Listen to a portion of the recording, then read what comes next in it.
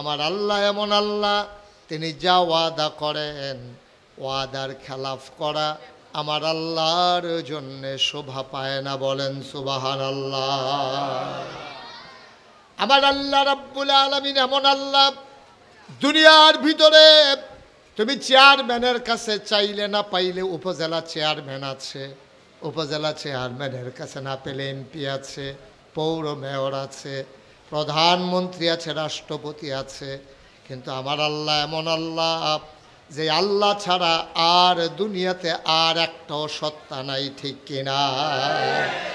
আল্লাহর মতো আর কেউ নাই। তিনি রহমান, তিনি রাহিম, তিনি সত্তার, তিনি গফফার, তিনি আইয়ুব, তিনি ওয়াদুদ। এই আবার আল্লাহ রাব্বুল আলামিন, তিনি যা বলেন তিনি তাই করে দেন।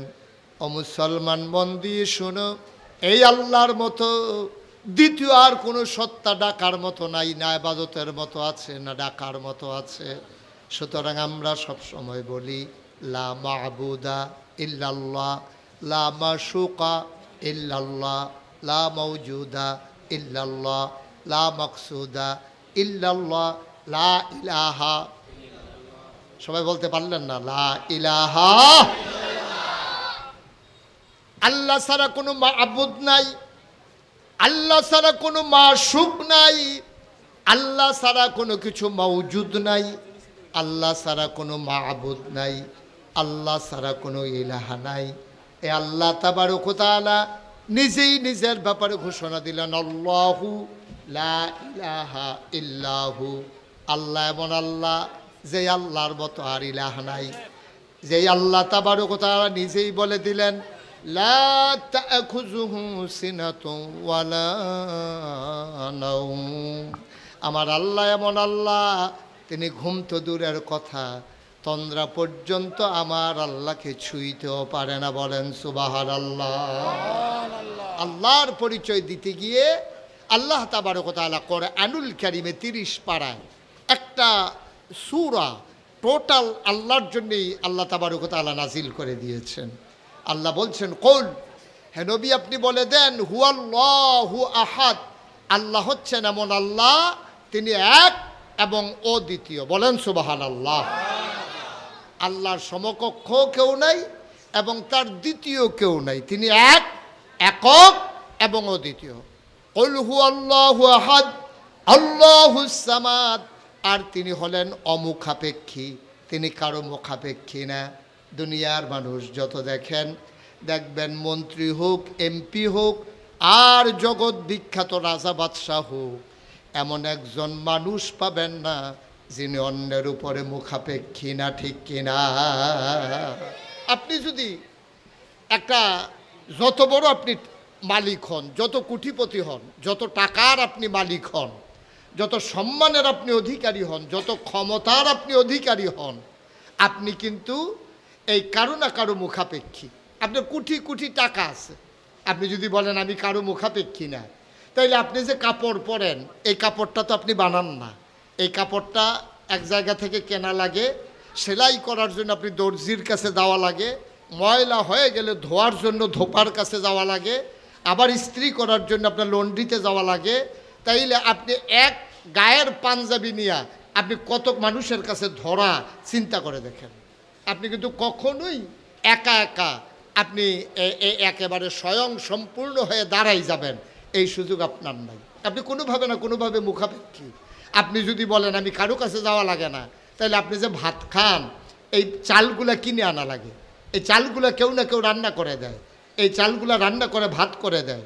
আপনি যে মাছ খান, কেউ না কেউ চাষ করে, এই মাছ এমনি চাষ হয় না, কেউ না কেউ এই মাছের খাবারের জন্য ফ্যাক্টরি দিয়ে রেখেছে, ওই ফ্যাক্টরিতে আবার শ্রমিক কাজ করে।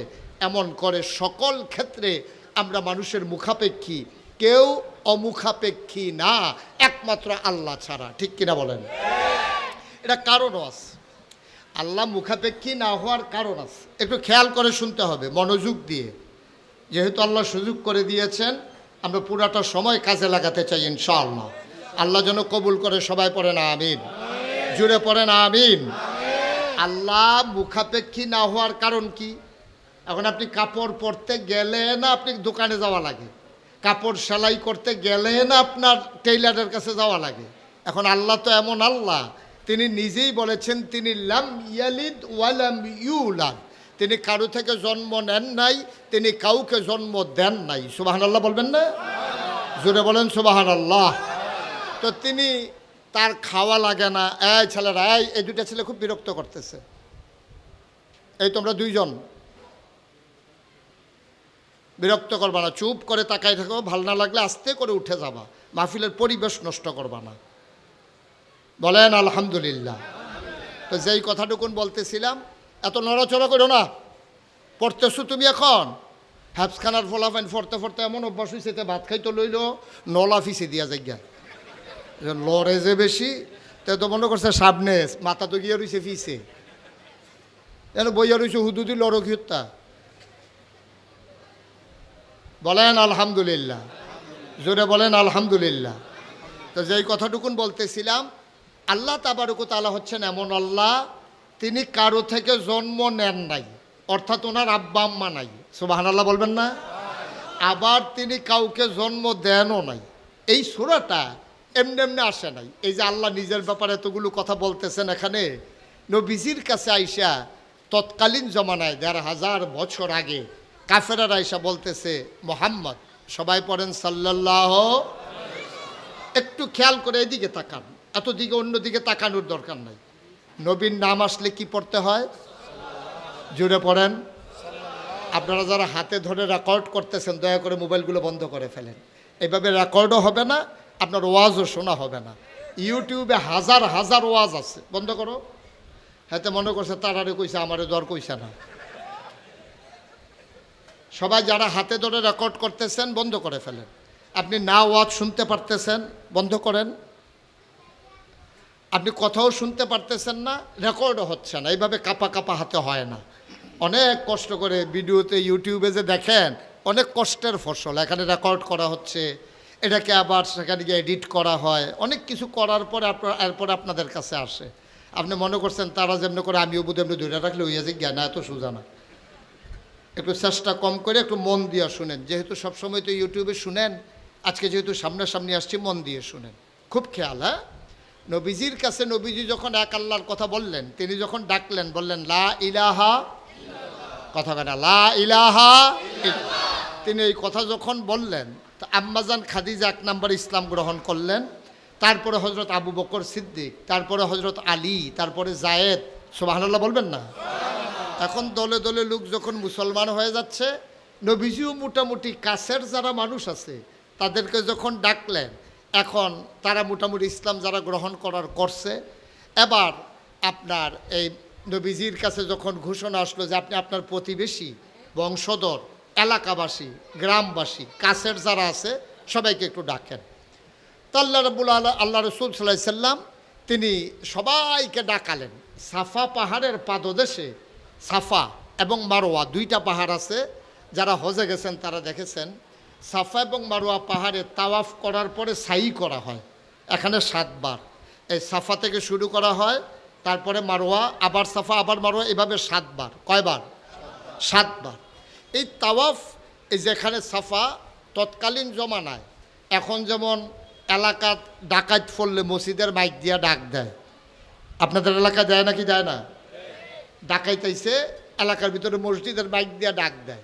তৎকালীন জমানায় মানুষের যদি কোনো বিপদ আপদ হইতো, কোনো সাহায্যের দরকার লাগতো, তখন মানুষগুলো আপনার সাফা পাহাড়টা উঠা ডাক দিত, ভাই আপনারা কে কোথায় আছেন, দৌড়াই আসেন।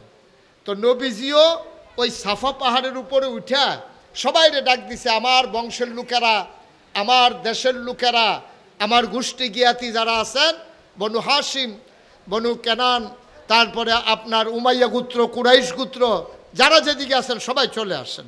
সব যখন আসছে, আসার পরে নবীজিকে জিজ্ঞেস করলেন যে আপনি কেন আমাদেরকে ডাকাইছেন?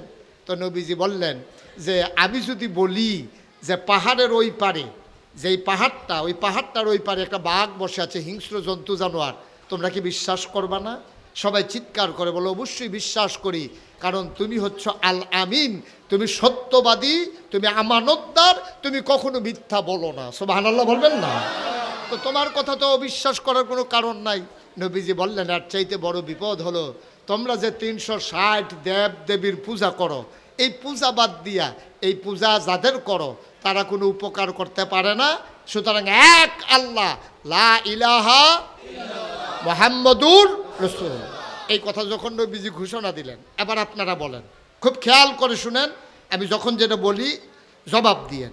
এই কথা নবীজি বলার পরে লা ইলাহা মুহাম্মাদুর, এই কথা বলার সাথে সাথে এবার মক্কার যারা কাফের ছিল এখন সবাই মিলে গুনগুন সমালোচনা শুরু করে দিল। আরে এতদিন আমরা তারা আদর করছি, খুরমা খাজুর খাওয়াইছি, জমজমের পানি খাওয়াইছি, বাপ নাই, তারা আমরা আদর যত্ন করছি, আর এই মানুষটা আজকে আমাদের দেব দেবী আমরা বছর বছর ধরে যাদের পূজা করি, সে বলতেছে ওই দেবদেবীর নাকি পূজা করা যাবে না, লা ইলাহা ইল্লাল্লাহ মুহাম্মাদুর রাসূলুল্লাহ, এবং সে নিজেই নাকি নবী।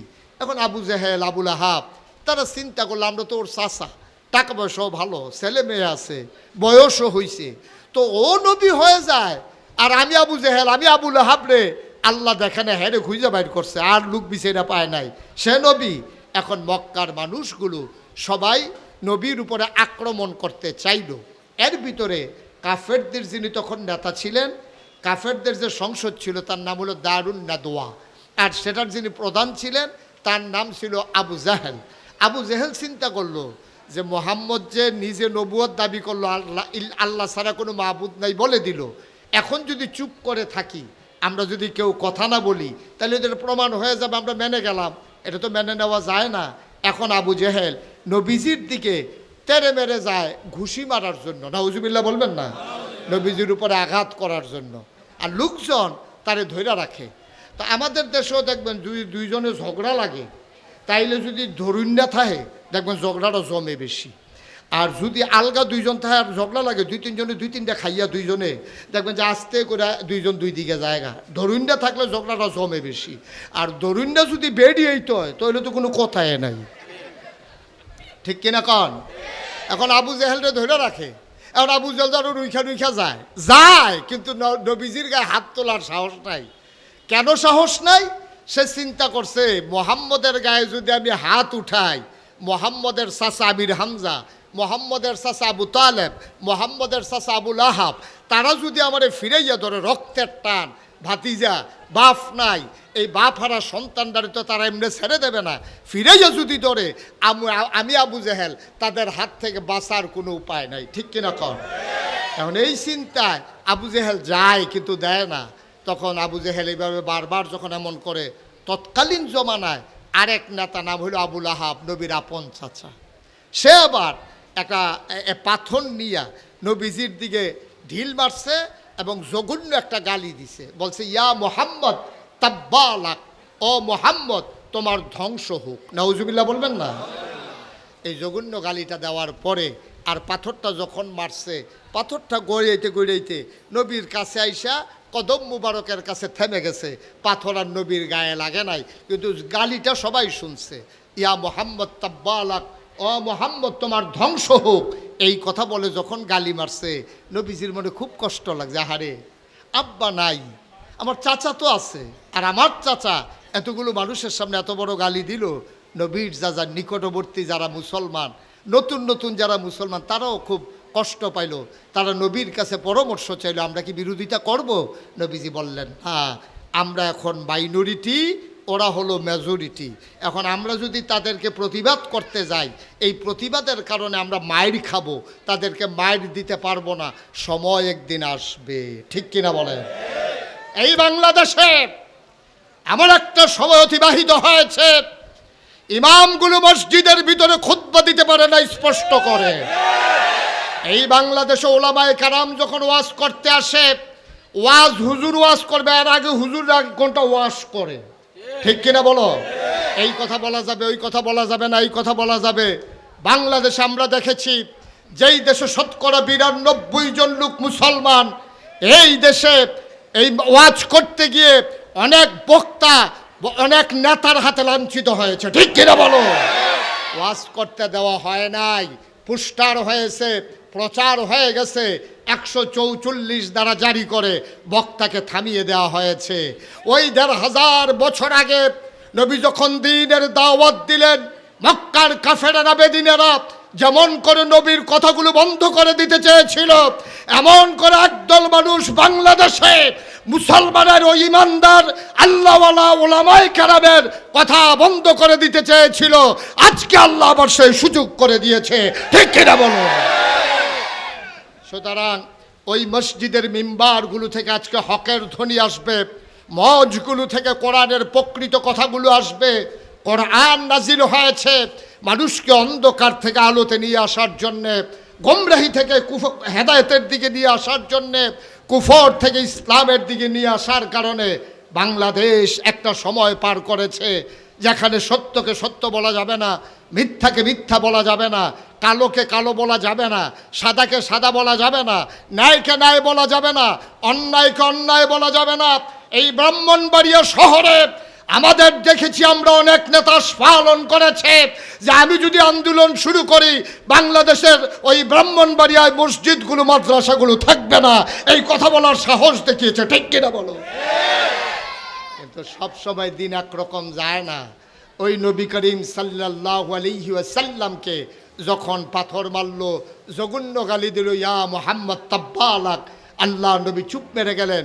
সাহাবায়ে কেরাম বললেন, ইয়া রাসূলুল্লাহ আমরা কি কিছুই বলবো না? বলছে যে না, সময় আসবে, চুপ করে থাকো। আর বলে যে এভাবেই হবে? কয় না, যেখানে বিচার দেওয়ার আমি বিচার দিয়ে রেখেছি। সুবহানাল্লাহ বলবেন না? নবীজি আস্তে করে উঠে চলে গেলেন, চোখের পানি মুছলেন। সাহাবায়ে কেরাম নবীর চতুর্পার্শ্বে বসে আছেন, নবীর মনটা বড় খারাপ। সাহাবায়ে কেরাম বলতেছে, ইয়া রাসূলুল্লাহ আমাদেরকে এত বড় গালি দিল, এত বড় মারতে গেল আপনাকে, আমরা এমনি চুপ মেরে থাকবো? নবীজি বললেন, না, চুপ মেরে থাকবো না। আমি এক জায়গায় বিচার দিয়ে রেখেছি, যেখানে বিচার দিলে বিচার ফিরে না, ঠিক কিনা বলেন? এরকম একটা জায়গা আছে নাকি নাই? আছে নাকি নাই?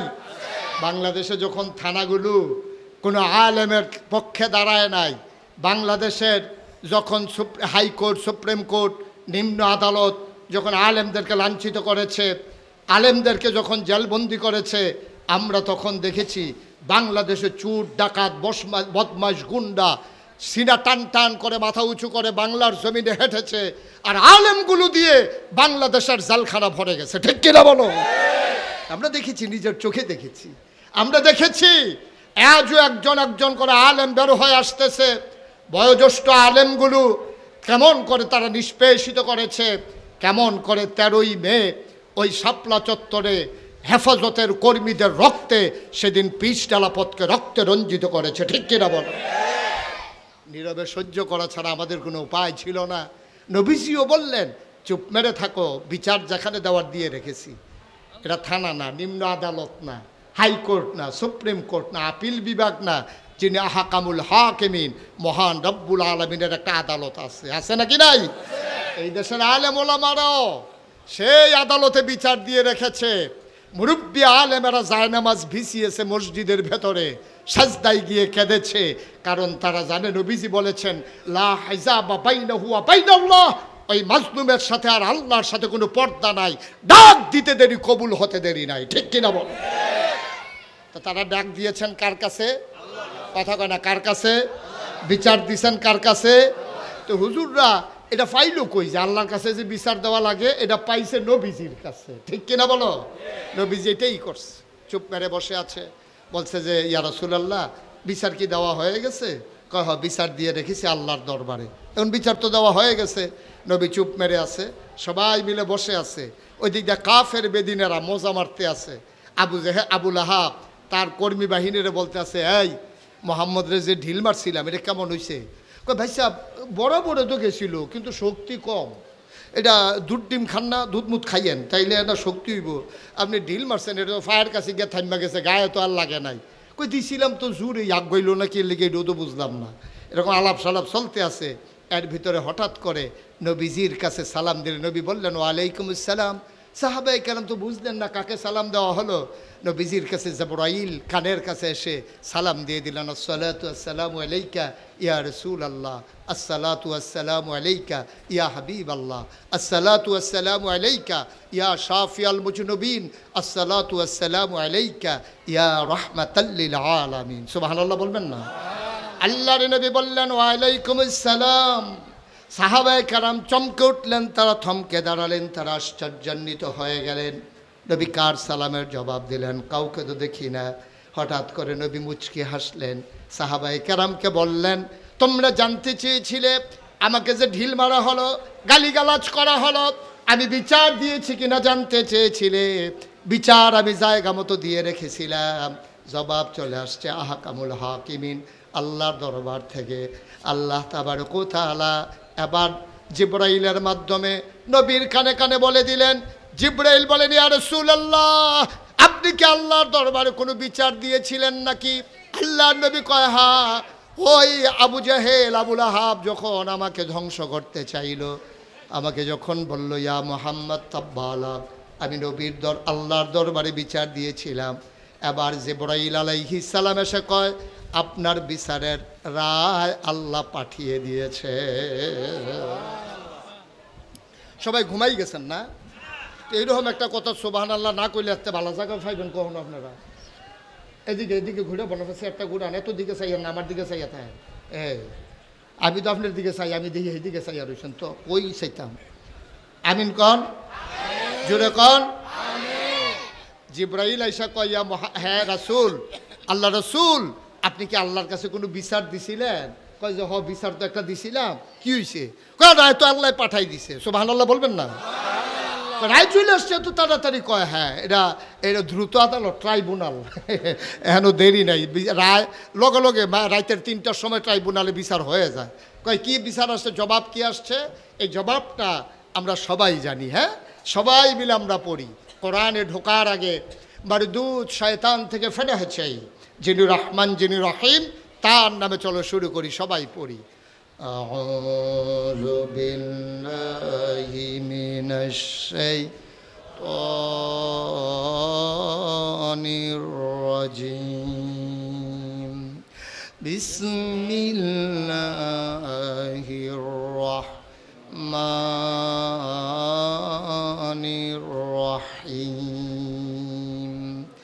তাব্বাত ইয়াদা আবি লাহাবিন ওয়া তাব, মা আগনা আনহু মালুহু ওয়া মা কাসাব, সায়াসলা নারান যাতা লাহাব, ওয়া ইমরাআতুহু হাম্মালাতাল হাতাব, ফি জিদিহা হাবলুম মিন মাসাদ। সুবহানাল্লাহ কয় না?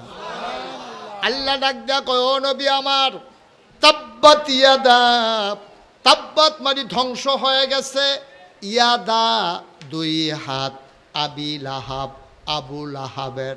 সুবহানাল্লাহ বলবেন না?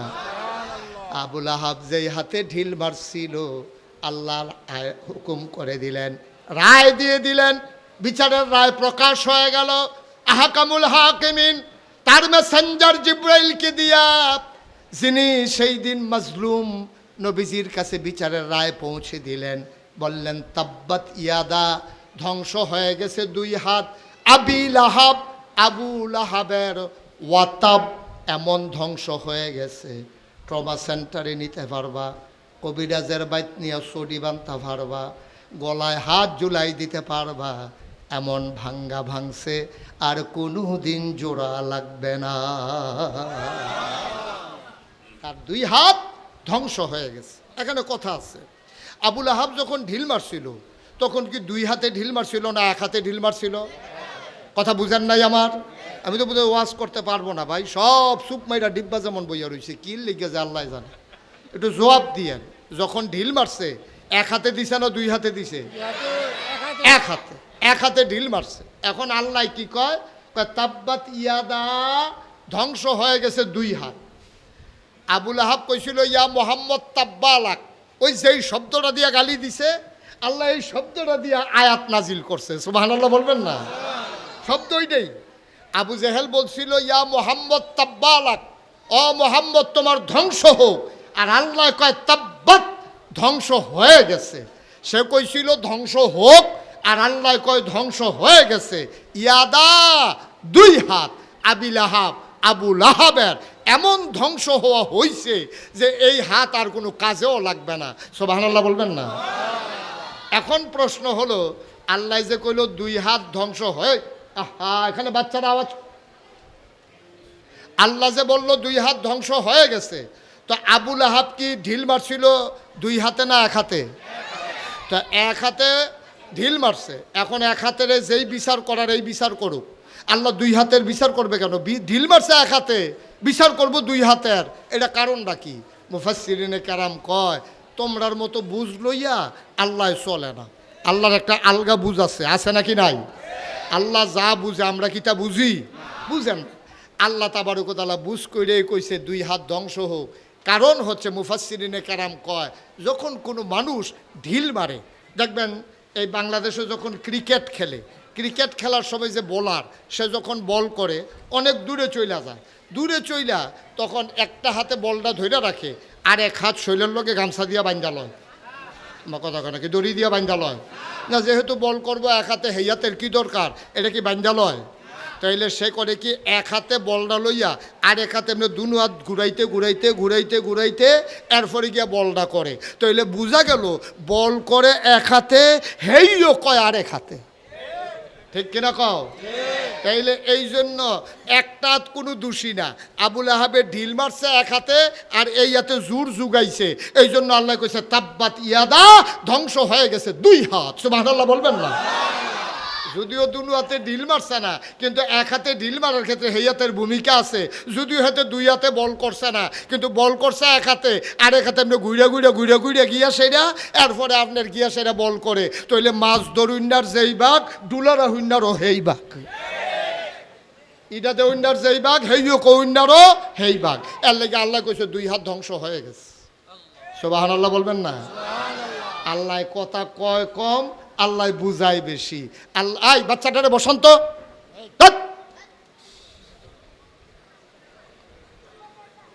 সবাই কন আমিন, জোরে কন আমিন। খুব খেয়াল করে একটু মনোযোগের সাথে শুনতে হবে, অনেক কথা আছে। দেশের দ্বিতীয় স্বাধীনতার পরে আবার যদি দেশকে নতুন করে গড়তে হয়, ফান্ডামেন্টাল কিছু ডিসিশন নিতে হবে। ঠিক কিনা বলো? এমনি আগের মতো যেমনি মন চায় এমনি এই কারবার আর হবে না, বুঝ করে চলা লাগবে। নাইলে স্বাধীনতা অর্জন করা কঠিন, ধরে রাখা অনেক। স্বাধীনতা অর্জন করা সহজ, ধরে রাখা অনেক কঠিন। ঠিক কিনা বলো? স্বাধীনতা ঠেলার লগে হয়ে গেছে গা, কিন্তু এটারে ধৈর্য রাখতে না পারলে এই স্বাধীনতার সুফল এই জাতি ভোগ করতে পারবে না। 53 বছরে পারে নাই, আবার নতুন করে স্বাধীনতার পরে 100 বছর পরেও মানুষ শান্তি পাবে না যদি এই স্বাধীনতার সুফল ধরে রাখা না যায়। আর ধরে রাখতে না পারলে যেই ছেলেগুলা তাদের রক্ত দিয়ে ঢাকার রাজপথকে রক্তে রঞ্জিত করে দিল, ওই রক্তের সাথে বেঈমানি হয়ে যাবে। ঠিক কিনা? এর হক আদায় করতে হবে। যারা জীবন দিয়েছে তাদের স্বপ্ন বাস্তবায়ন করতে হবে।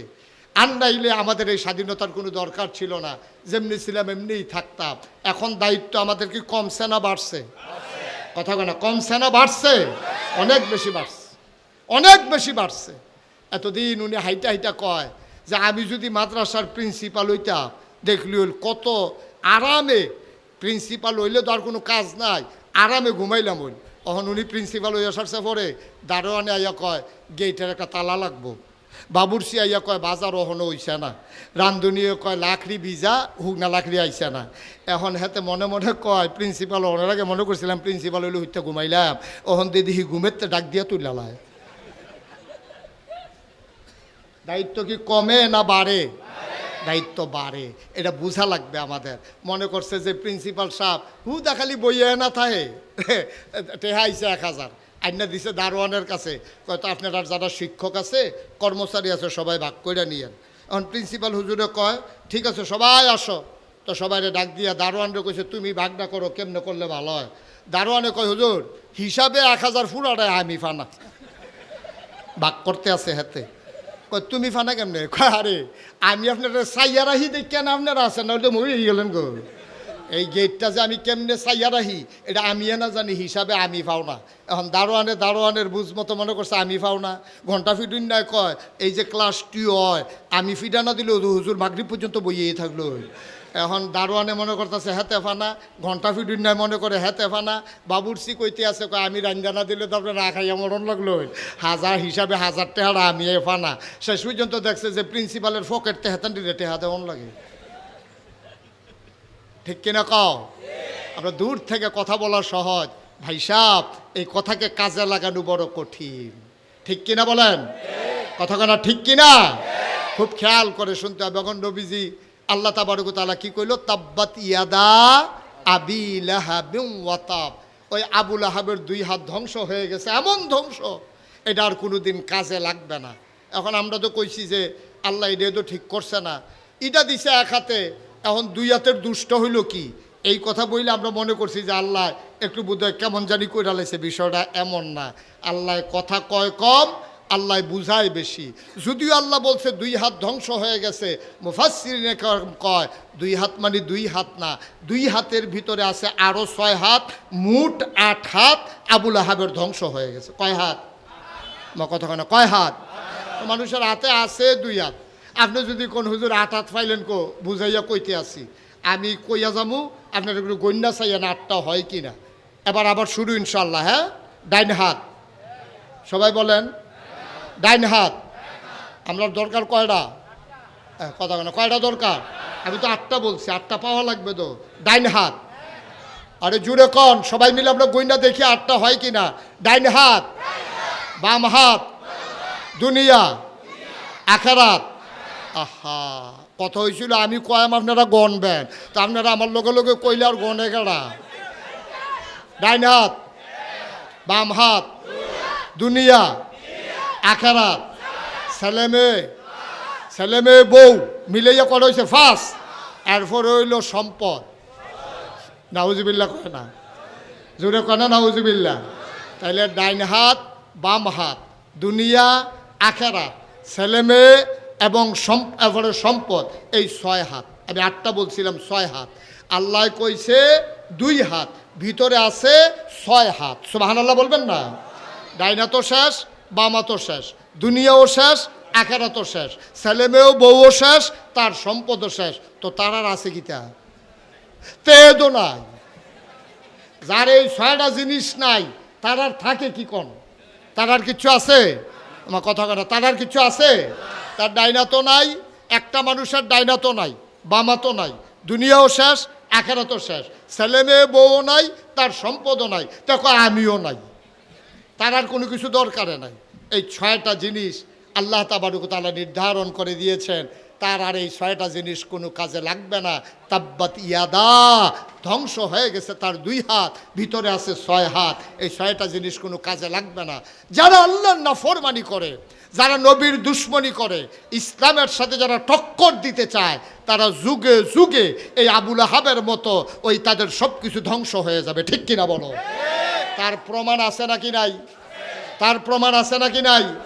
আমরা আলেম ওলামারা খুব খেয়াল করেন, আমরা আলেম ওলামারা আমরা কিন্তু সম্পদের ভাগ চাই নাই, আমরা কোনো মন্ত্রী হওয়ার জন্যও চাই নাই, আমরা এমপি হওয়ার জন্যও চাই নাই। আমরা চাইছিলাম আমাদের দ্বীনের মারকাজগুলো ঠিক থাকুক, আমাদের আদর্শের উপরে আঘাত পড়ে এমন কাজগুলো বন্ধ করে দেওয়া হোক। আমরা চাইছিলাম মূর্তি পূজার নামে, মূর্তির নামে মূর্তি পূজা বন্ধ করা হোক। আমরা চেয়েছিলাম প্রাণ ভরে বাংলার মুসলমান দ্বীনি দায়িত্ব পালন করতে পারে সেই সুযোগ করে দেওয়া হোক। আমরা ক্ষমতার বাক চাই নাই, কিন্তু যখন আমরা যা আল্লাহর হুকুমকে পালন করতে চেয়েছিলাম, এইটার উপরে যারা বাধা হয়ে দাঁড়িয়েছে, আল্লাহ তাবারক ওয়া তাআলা তাদের ডান হাত, বাম হাত, দুনিয়া আখিরাত, সম্পদ, সন্তান এবং সব কিছু তার বরবাদ করে দিয়েছে। ঠিক কিনা বলো? রান্না করা খাবারগুলো পর্যন্ত আল্লাহ তাদেরকে খাইতে দেয় না। আমরা শিক্ষা গ্রহণ করি না।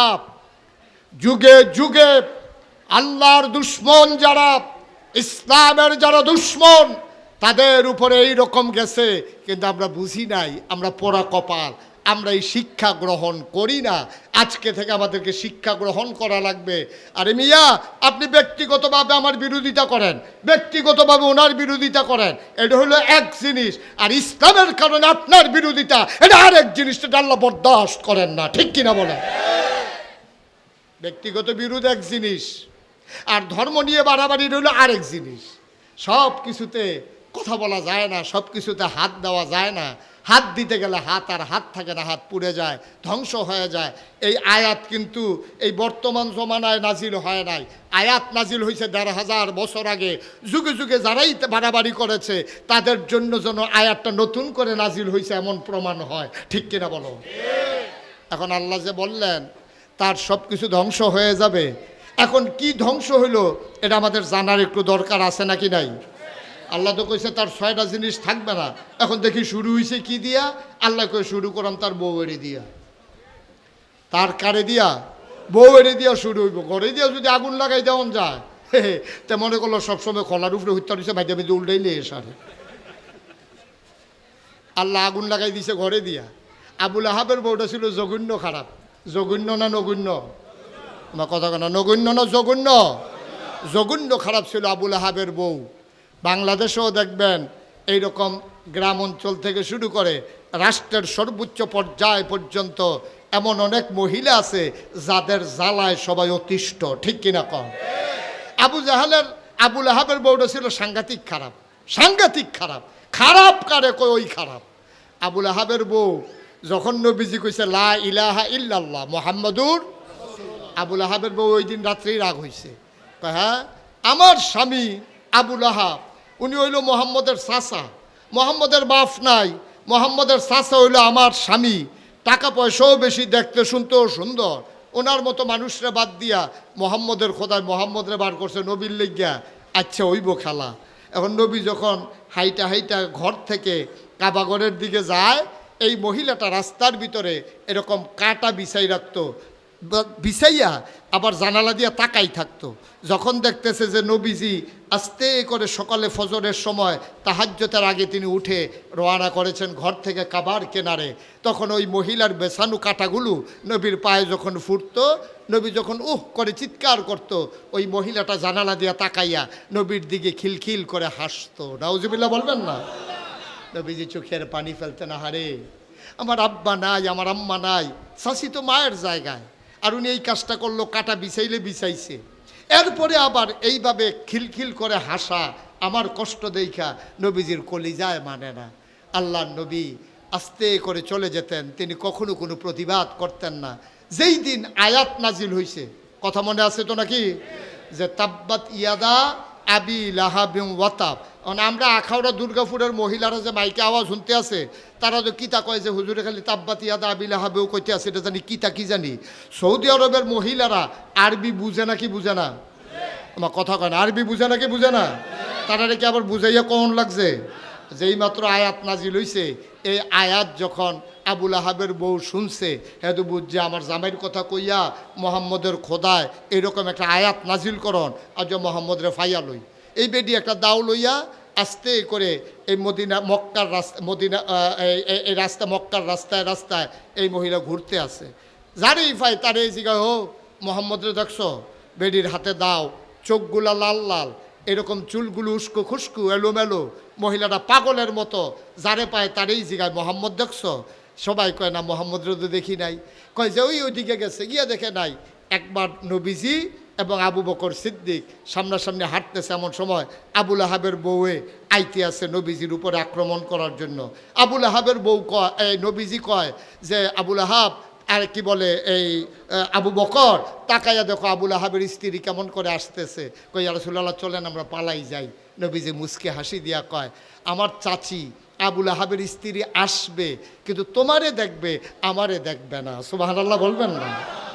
এখন যখন সামনাসামনি আইসা পড়ছে, আইসা নবীজি আর আবু বকর সিদ্দিক পাশাপাশি দাঁড়াই রয়েছে। আবুল আহাবের বউ আইসা আবু বকর সিদ্দিকরে জিজ্ঞেস করতেছে, এই তোমার লগেরটা কো? নবীজি লগে আছে নাকি নাই? মা কথা কেন, আছে নাকি নাই? আবুল আহাবের বউ আবু বকররে দেখে, নবীজিরে দেখে না। সুবহানাল্লাহ কয় না?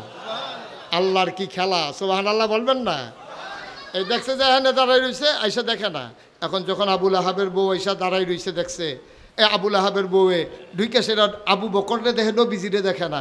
নবীজি মুস্কি হাসে, আবু বকর সিদ্দিক মনে মনে কয় দেখকেও দেখে না রে, কাছে আছে তারপরেও দেখে না। এবার আবুল আহাবের বউ তালাশ করতে করতে চলে গেছে, সন্ধ্যা হয়ে গেছে। কোনোভাবেই নবীজি যখন খুঁজে পাওয়া গেল না, এই মহিলার রাগ কি কমছে না বাড়ছে? সাংঘাতিক বাড়ছে। মহিলা আবার এ দাউডা লইয়া আর একটা লম্বা রশি লইয়া রোয়ানা দিছে জঙ্গলের দিকে। বেটি তো আগের থেকে কাটা কাটতে না ওই নবীর রাস্তায় বিছায়। এবার যখন জঙ্গলের দিকে গেছে, গিয়া সেটা সন্ধ্যার আগে একেবারে বড় বড় কাটাওয়ালা, লম্বা কাটা, ফাঁকনা কাটা, এরকম মন কাটা ভিতরে গিয়া সেটা কাইটা সবগুলো একটা বোঝা বাঁধছে। কি বাঁধছে? একটা শক্ত বোঝা, আটি বান্ধা, বোঝা বান্ধা মহিলায় ওইখানে এমন বড় ফোজা বাঁধছে, এটা তো আর তুলতেও পারে না। আর জঙ্গলের ভিতরে এবিডির ফোজা তুলুন না, মানুষ তো আর সন্ধ্যার ফরিকে বইয়া রইছে না। কারণ এবিডির যত ইয়া মানুষের দ্বারা এত ইয়া না কেন, এই বেডির একটু বেশি ইয়া। বেশি কি ইয়া না কন যেত না কি? নাউজুবিল্লা কইতেন না, জোরে কইতেন না নাউজুবিল্লা। বেডি ফোজা বান্ধা তুলতে পারে না। বেডি এখন চিন্তা করতেছে কি রে কারবার কি। এখন দেখে যে কেউ উড়াই না নাই, এমন সময় বেডি চিন্তা করলো কি করো। শয়তান আইয়া বুদ্ধি দিছে তো, শয়তানে খুব খেয়াল করেন, সিহন কথা তো আমরা আইয়া পড়ছি আসল জায়গায়। এখন শয়তান আইয়া চিন্তা করছে যে একটা বুদ্ধি দেওয়ান দরকার, এখানে সাইজ করে লাওয়ান দরকার। শয়তান আইয়া বুদ্ধি দিছে, এটারে যদি কোনো মতে একটা ওসা পাহাড়ের ফাত্তরের উপরে তুলন যায়, তাহলে মাথাটা নোয়াইয়া তুমি আস্তে কইরা এটা যদি মাথাত লইতে পারো, দাঁড়াইয়া বাইতে না একটা যাওন, এটা কোনো সমস্যা হইতো না। যেই বুদ্ধি সেই কাম। বেরিয়ে করছে কি, একটা ফাত্তরের উপরে নিয়ে ঠেল্লা ঠুল্লা ফোজাটারে তুলছে। তোলার পরে দেখে যে পিছনে আরেকটা পাথর, জায়গাটা খেয়াল করেন, মনে করেন এইটা একটা পাথর, এই পানির বোতলটা একটা পাথর, এই এই টিস্যু বক্সের উপরে নিয়ে তুলছে ফোজাটা, পিছন দিয়া পানির এই বোতলটা, এই মাঝের জায়গাটার ভিতরে আবুল আহাবের বউয়ে দাঁড়াইছে। সামনে ফোজা, পিছনে পাথর। এবারে মাথা নোয়াইয়া যখন ফোজারে গৈরান দিছে, কি আল্লাহর ফেরেশতা আঙ্গুল দিয়ে গুতা দিয়া দিছে কেন আর কি জানি। এখন গুতার লগে এখন ফোজা আপনার গেছে গা আপনার পিছন দিয়া। তো বেডিয়ে ফোজা বান্ধা দিছে হরখা গিট্টু। কি গিট্টু? আপনার এগুলো হরখা গিট্টু চিনেন তো নাকি? আপনারা তো মাশাআল্লাহ সহজ চিন্না লাইছেন হরখা গিট্টু। আমি কক্সবাজার গেছিলাম মাহফিল, তারারে কইছি হরখা গিট্টু। তারা আমার ভাই চাইয়া রয়েছে, কত বুঝাইলাম ভাই, এমনি ফইলা দিয়া সেটা উল্টাইয়া যে দেয় হেইটা, তারা চাইয়ে রয়েছে, তারা বুঝাইতামে পারি না। লগে এক ফাজেল মাদ্রাসার প্রিন্সিপাল আছেন, এবার কইলাম ভাই তারা তো আমি গিট্টুটা চিনাইতাম পারতেছি না, আপনি একটু বুঝাইয়া কর না। এবার আমার দিকে হাসি দিয়া আমি বুঝলে না, তারারে বুঝাইতাম।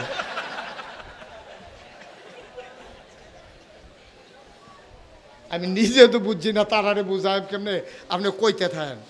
পরে আমি চিন্তা করলাম যদি চেষ্টা করে লাভ নাই, পরের বার মাহফিলও যাইতে দড়ি লইয়া যাইম, হরখা গিট্টু গিয়া চিনাই দিয়া ইয়া পড়া পারলে যা করে। এখন মহিলা আবুল আহাবের বউয়ে এই কাটার ভিতরে কি গিট্টু দিছে? আমার কথা কথা কি গিট্টু? আপনাদের এদিকে কি গিট্টু কয়টারে? হস্কা। হ্যাঁ, মানে হস্কা যেটা মানে সস্তা আর কি। হ্যাঁ, টান দিলে যেটা খুললা যে হস্কা। হ্যাঁ, এখন এই হস্কা গিট্টু দিছে। আচ্ছা, ও হস্কা গিট্টু দিলে একটা গুল বার হয়নি? ওই যেটা উল্টাইয়া দিছে এই জায়গাটাতে একটা গুল হয়নি? এখন এই হস্কা গিট্টু দিয়া বেডিয়ে যখন ফজা তুলতে গেছে, সামনেরটা তুলছে, ফিসে একটা পাথর, মাঝের সিফাটার ভিতরে জায়গাটা চিনছেন নি আপনারা? সামনে একটা পাথর, ফিসে একটা পাথর, মাঝের সিফাটাত খেলুইছে বেডিয়ে।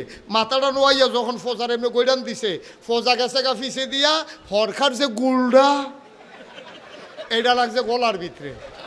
এখন ফিসের ফাত্তরে কোমর আটকাই গেছে গা, সামনের ফাত্তরে ফাও আটকাই গেছে গা। এবার তো উল্টায় হতো না। খেলা কার? কথা না, খেলা কার? সামনের ফাত্তরও আটকাইছে ফাও, ফিসের আটকাতে পাথরে আটকাইছে কোমর। কারেন্ট চলে আসছে না? জি, সবাই পড়েন আলহামদুলিল্লাহ। তো সামনে, হ্যাঁ ঠিক আছে, হ্যাঁ দাও না দিছ, হ্যাঁ সবাই করা আমিন। এখন সামনের পাথরের ভিতরে কি আটকাইছে? পাও। আর পিছনের পাথরে কোমর। আর ফোজাটা তো গলার ভিতরে ঝুল্লা রইছে। এখন কি আরাম না বেআরাম? শান্তি না শাস্তি? এখন তো উল্টাইতেও পারে না। আর এরকম এত বড় ফোজা গলার ভিতরে আটকাইয়া দুইটা খেখরানি দিয়া তাই নাই, তাই আরে উনি কি মরহুম কথা কোন লাগে রে, তাই খেলা কার আসেনিও পারেনি, হে আল্লাহ হনওয়াস, হে আল্লাহ পারে, কিন্তু আমরা বুঝি না। ক্ষমতার মসনদে যখন আরোহণ করে তখন আল্লাহ ভুলে যায়, নিজে আল্লাহর জায়গায় চলে যেতে চায়, ঠিক কিনা বলো? যেই আল্লাহ ১,৫০০ বছর আগে পারছে অহন বোধহয় পারে না, কথা কথা অহন পারে না, এখনো পারে, আমরা বুঝি না, আমরা বুঝি না। শিক্ষা নিতে হবে, শিক্ষা নিতে হবে। দল যাবে, দল আসবে, আবার যদি আগের মতো হয়ে যাও তাহলে আমাদের জন্য সেই শাস্তি অপেক্ষা করতেছে, ঠিক কিনা বলো? আগে একতারা চান্দা তুলতো, ওখানে চান্দার লেগে আরেকতারা ঘেরুই থাকবো। আগে একতারা বাজারতে ডাক তুলতো, এখন আরেকতারা ডাক তুলবো। আগে বর্ডারের ভিতরে একতারা সাদাবাজি করতো, বর্ডারের ভিতরে আপনার কি করতো, ব্ল্যাকদারি করতো, এখন আরেকতারে গিয়ে গিয়ে করবো, ফাটানের লেগে দালালি করব। মনে রাখবা, যেই পথে যারা ধ্বংস হয়ে গেছে ওই পথে গেলে তোমার ধ্বংস নিশ্চিত, ঠিক কিনা বলো? শিক্ষা না নিলে তুমিও ধরা খাইবা, তুমিও ধরা খাইবা, তোমার ধরা আরো শক্ত ধরা আসবে। আল্লাহ কইব, আল্লাহ যদি সেই টুটতে যায় যেতানটি এমনি ধরা খাওয়াইলাম, এরপর ওইতানটি বুঝে না ডাক্কলের দলের আর দুর্নীতির আহনের দরকার নাই, ঠেটা ফুইটা মরবা সব, ঠিক কিনা কও? এখন আবুল আহাবের বউ আছে না গেছে, বা কতক্ষণ আছে না গেছে, সন্দেহ হইয়া গেছে। আবুল আহাবেও শুনছে আবুল আহাবের যে ৬টা হাত থাকতো না, আবুল আহাবেও টেনশন করতেছে, কি জিয়া জানি ধরে আল্লাহ জানে। এখন ধরছে যে বউয়ের দিয়ে হাতার তো খবর নাই, হ্যাঁ তো ঘুরে গেলে সন্ধ্যার সময় যখন ঘরও গেছে, ঘরও গিয়া দেখে বউ নাই। যারে ফায় তারে জিগা, তোরা ভাবিরে দেখ সত্যি? কয় না ভাই সব খেয়াল করছি না তো। কয় আরেকটা কয় বিকালবেলা দেখছি সন্ধ্যার আগে দিয়া একটা এত একটা দাও আর একটা দড়ি লইয়া দেখছি জঙ্গলের দিকে গেছে।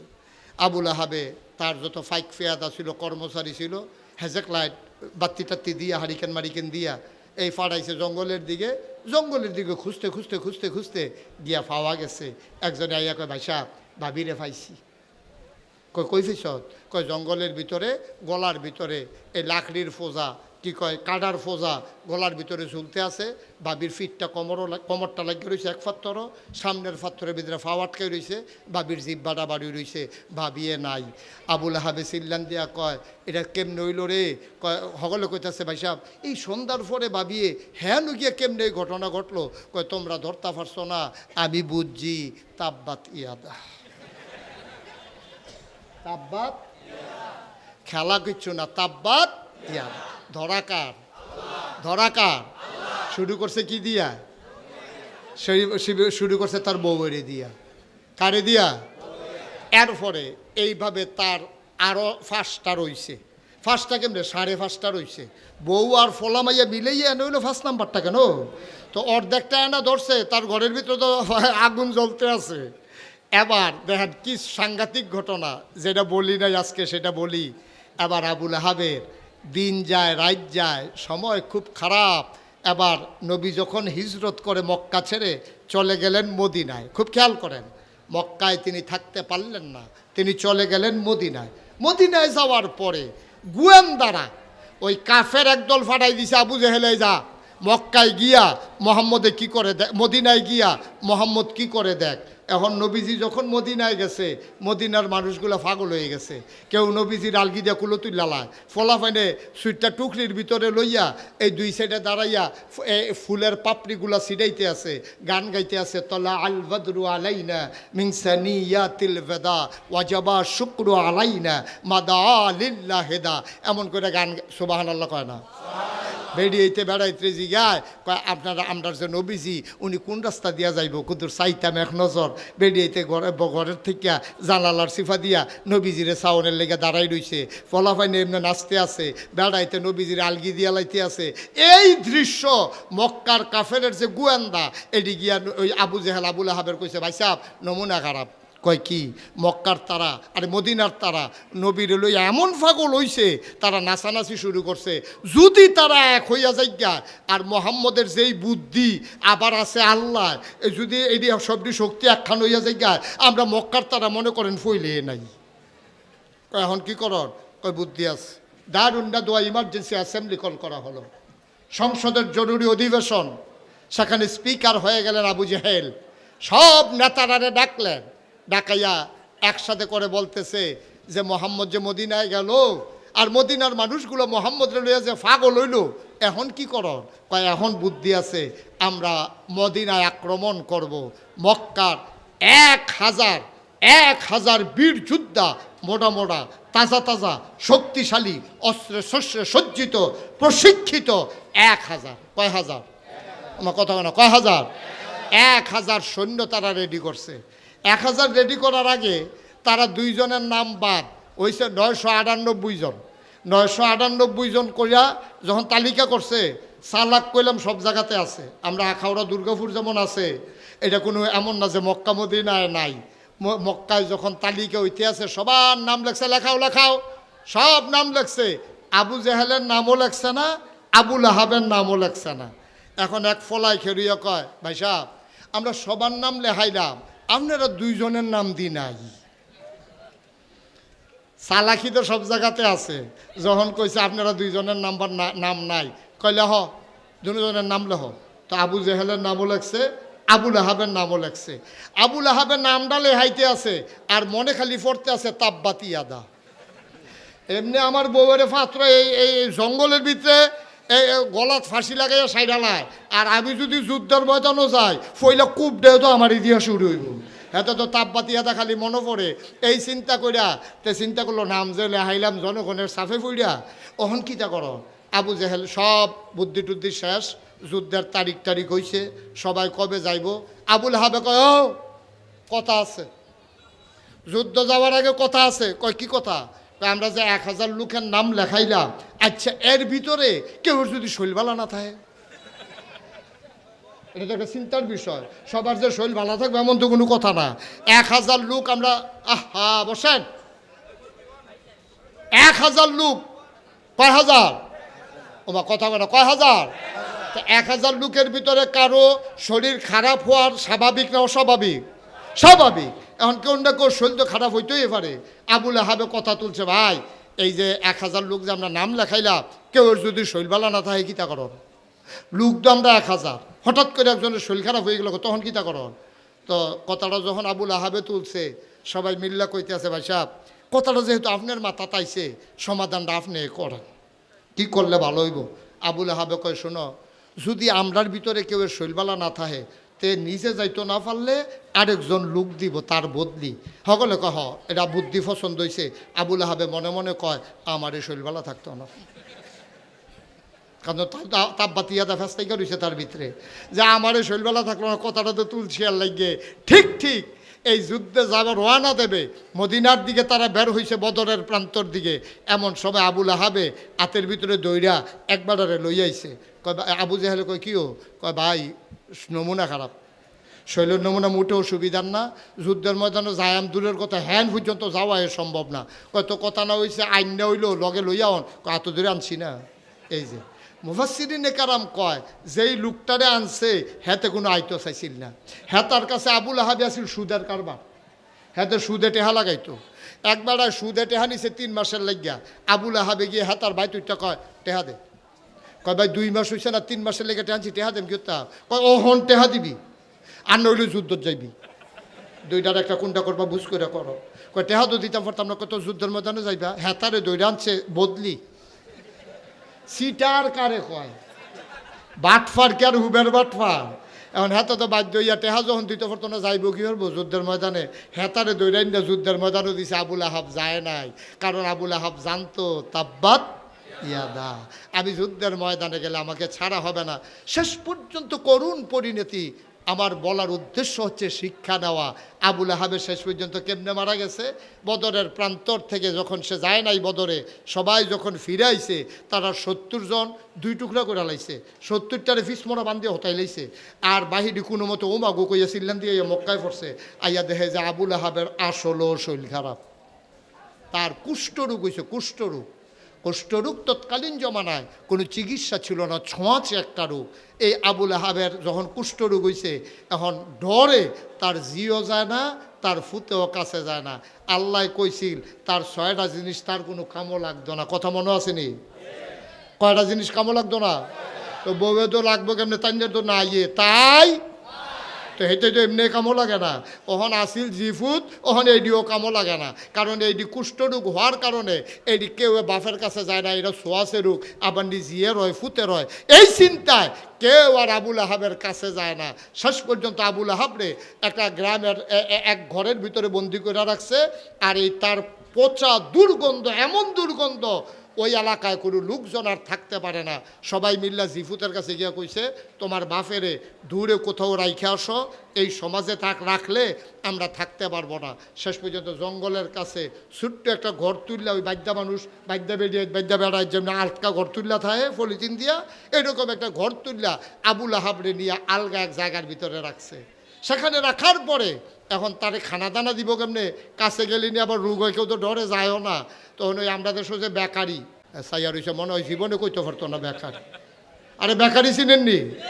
এই বেকারির একটা তন্দুর থাকে, এটার ভিতরে বিস্কুট বানাইয়া যে ফাটায়, এরকম একটা বইটার মতো আছে, আসেনিও? এই বইটার মতো দিয়া এটার ভিতরে বেকারির ভিতরে হাত দিলে দাঁত ফুটে যাইব, এটার ভিতরে দাও আগুন। এখন এই আবুল আহাবরে ঘরের ভিতরে রাখিয়া এরকম বইটার মতো লম্বা ডাটলা একটা বানাইয়া এই শহীদ তলে দিয়া, বেড়ার তলে দিয়া তারে খানা দেয়। হ্যাঁ, বইয়া বইয়াতে খায়। তার জিফু তো তার কোনো কামও লাগলো না, তার টাকা পয়সাও কোনো কাজে লাগলো না, তার বউ তো ফইলে নাই। শেষ পর্যন্ত জঘন্যভাবে আবুল আহাবের দুনিয়া থেকে বিদায় হলো। একদিন খাবার দেয়া হলো, দেখে যে আর খাবার কেউ ধরে না, টেনে আনা হলো, দেখা গেল আগের খাবার আগের মতোই আছে। বুঝে গেল মানুষটা নাই, দুর্গন্ধ ছুটে গেল, কেউ সাহস করে না। এবার একদল নিগড়ুকে আনা হলো। আবুল আহাবকে তারা কবরের ভিতরে দিতে পারবে কিনা, দূরে গর্ত করা হলো, বাঁশ দিয়া গুতাইয়া গর্তের ভিতরে ফালাইয়া মাটি চাপা দিয়া তারে দুনিয়া থেকে বিদায় করা হলো। এইটাই হচ্ছে আল্লাহর দেয়া বিধান, ঠিক কিনা? আল্লাহর ফয়সালা বড় কঠিন ফয়সালা আব্বা। সব কিছু নিয়ে কথা চলে না, ইসলাম নিয়ে আপনি পারলে মানেন। আমি আরও সুন্দর করে বলতেছি, আপনি পারলে মানেন, আপনি পারেন না মানেন না, এটা তো আপনার এক অপরাধ। আপনি নামাজ পড়েন না, এটা হলো এক অপরাধ। যে নামাজ পড়ে তাদের টিটকারি মারবেন, তাদের রাস্তা যাইতে দিলে বাধা দিবেন, তোর বাহের রাস্তা দিয়ে আডুসনি কইবেন, কি কারবার কি? আপনি 1 নম্বরে নামাজ পড়েন না, আবার যে পড়ে তারে বাধা দিবেন। এতবার দুধ দিয়া খায় না, দুধ দিয়া খায় লাস্টের দুগলা কোসালন দিয়া। আপনি শুরু হয়ে করছেন দুধ দিয়া। ইসলাম নিয়া সব কিছু মানানসই হয় না ভাই সাহেব। আপনি পারেন না, আপনি চুপ থাকেন। আপনি মানেন না, আপনি চুপ থাকেন। আপনি পারেন না, আবার বিরোধিতা করেন। আপনি মানেন না, যে মানে তারে টিটকারি মারবেন। লা হিজাবা বাইনাহু ওয়া বাইনাল্লাহ, আল্লাহর মাঝে ওই মাজলুমের মাঝে কোনো পর্দা নাই। ডাক দিতে দেরি, কবুল হতে দেরি নাই। হাজারো মায়ের বুক খালি করা, মানুষগুলোকে গুম করা, ওই মানুষগুলো রাতের আধারে কেঁদে কেঁদে যখন দোয়া করেছে, আল্লাহ তাবারক ওয়া তাআলা কবুল করে নিয়ে তাদের ফয়সালা করে দিয়েছে, ঠিক কিনা বলো? বড় কঠিন ফয়সালা। এই জন্যে সব সময় আমার এই কথাটা মনে রাখবেন, সব সময় মনে রাখবেন। আপনি মানেন না, আপনি মানেন না, এটা আপনি লজ্জিত হওয়া উচিত। আমি নামাজ পড়ি না, আপনি আবার বেড়াগিরি দেখাইবেন। আবার যে নামাজ পড়ে তারে আপনি টিটকারি মারবেন। আপনার ফলারে আপনি মাদ্রাসা তো দেন না, হ্যাঁ, বেড়ার ফুতেরে দিছে গেরে এবারে গিয়ে বুঝাইতে আছে তোমার ফুতারে যে মাদ্রাসা দিছ তে কিতা করে খাইব ইমামতি তো সব মসজিদ হয়ে গেছে গা মুয়াজ্জানও সব রাখা দিছে তোমার ফুতে যে ইমাম হইব এই জায়গাটাও তো নাই কি করবা এরতেবেলা তারে মাটি কাটা শিখাও এরতেবেলা তারে রিক্সাওয়ালা রিক্সা শিখাও রিক্সা চালান শিখাও তারে অটো চালান শিখাও আপনি তো নিজের ফুতেরে মাদ্রাসা দিছেন না আরেক ফলায় মাদ্রাসাত ফরে কেড়ে তারে তার বাহেরে হুজুরু ফলা সুডু ফলা তারে দেখলে কি হুজুর মানে খাইচ্ছটা তো খারাপ হয়েছে হুজুর দেখলে শরীরটা ভিতরে চুলখানি উঠে দেখলে একটা টিটকারি মারে মস্কারা করে আসে নাকি নাই কথা মানে আসে নাকি নাই হুজুর দেখলেই টিটকারি মারে এটা খাইচ্ছতে পরিণত হয়ে গেছে গা হুজুর জুড়ে আটলেও দোষ আস্তে আটলেও দোষ আস্তে আটে গেলে কয় কি হুজুর আজ দাওয়াত টাওয়াত নাই নাকি আবার যদি জুড়ে আটে কয় হুজুর দাওয়াত করা হুজুরে জুড়ে আটলেও দোষ আস্তে আটলেও দোষ হুজুরে হুগাইলেও দোষ মরইলেও দোষ হুজুরে সিহন দেখা হুজুরে দেখলে টিটকারি মারে কি হুজুর দাওয়াত টাওয়াত পড়ে না আর হুজুরে যদি একটু শরীরটা মোটো হয়ে যায় হুজুর দরজা দিয়া ঢুকেননি হুজুরে দরজা দিয়া ঢুকবো না হইলে বেড়া খুললে ঢুকবো না হইলে উফরি যে টিন খুললে দুপুরে পড়বো তোমার সমস্যা কি তা